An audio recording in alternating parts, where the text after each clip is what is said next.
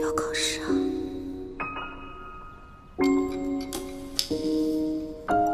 一颗草莓多少卡路里？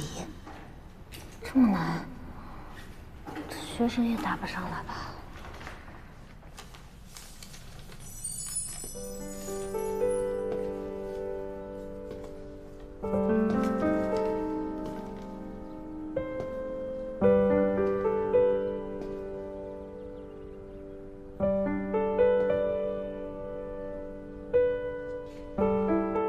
晶晶，晶晶，哎，晶晶，你醒醒啊！你玩王者荣耀啦？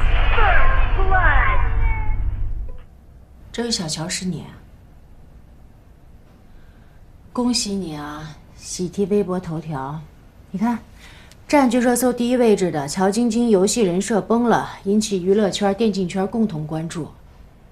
你什么时候玩的呀？上半年拍电影的时候，陆陆续续我也没才玩几天。王者荣耀有一个好友观战功能，他们可以随时观战、随时录像，你不知道吗？还有这样的功能啊？你什么都不知道，你瞎玩什么游戏呀？我是代言人嘛，你们老说我是游戏高手，我不心虚啊，那我得练练呀。邱总，我 Alex。哎，你好。今天热搜怎么回事？那个小号是晶晶吗？他是不是在练英雄啊？是。哎呀，就是用小号练不熟悉的英雄才玩成这样的。这种情况，你们最好还是上微博解释一下，不然的话，我们这边也很尴尬。哎呀，对，我们肯定马上发微博啊。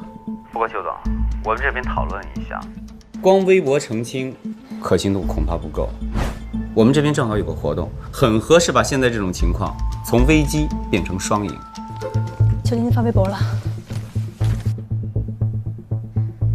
其实这战绩还算不错啦，大家都姓乔，我为什么就是练不好他？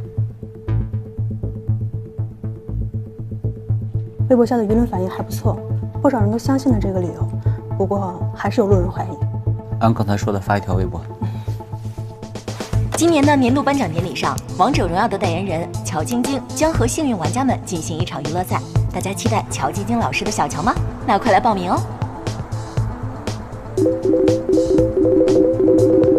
小晶晶要参加现场娱乐赛的微博一发呀，风向彻底逆转了，大家都很期待呢。其实大家都觉得普通玩家玩不好一些英雄很正常，你看，不少玩家自动现身说法。不过他到底打得怎么样啊？如果真像视频里那么差的话，到时候可就难看了，我们也会很尴尬的。那就只能取消他的代言资格了。